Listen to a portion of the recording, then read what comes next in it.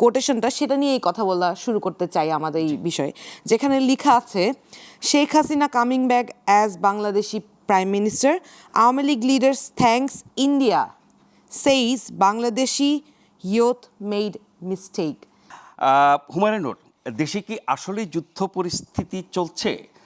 জনাব মাহফুজ আলম যেটা বলেছেন যে গণ অভ্যুত্থানের বিরুদ্ধ শক্তি একটি ছদ্ম যুদ্ধ চালাচ্ছে, সে যুদ্ধ অন্য জায়গা থেকে চাপিয়ে দেওয়া হয়েছে, এটি আগেও বললাম। আপনি কি একটু ব্যাখ্যা করবেন, বা জনাব মাহফুজ আলমের এই বক্তব্যের সাথে আপনি যদি একমত হন তাহলে পরিস্থিতিটা আপনার দৃষ্টিতে কেমন? ধন্যবাদ আপনাকে, ধন্যবাদ আমার সহ আলোচককে। প্রথমে আমি একটু সংশোধন করে দিতে চাই, আমার নাম অ্যাডভোকেট হুমায়রা নূর, আমি জাতীয় নাগরিক পার্টির যুগ্ম সদস্য সচিব। আপনি বলছিলেন যে জনাব মাহফুজ আলমের একটি ফেসবুক স্ট্যাটাসের বিষয়ে আপনি আলাপ আলোচনা করছিলেন, যেটা নিয়ে আমাদের মতামত চাচ্ছেন। সেই বিষয়ে আমি আসলে বলতে চাই যে আমরা আসলে খুবই সন্দিগ্ধ।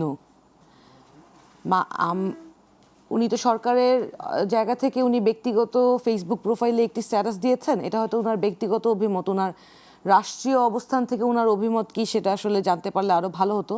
বাট একজন সাধারণ নাগরিক হিসেবে যদি আপনি আমাকে প্রশ্ন করেন, তাহলে আমিও অন্তত বলতে পারি যে আমি অত্যন্ত অ্যাংশাস ফিল করছি এই জন্য যে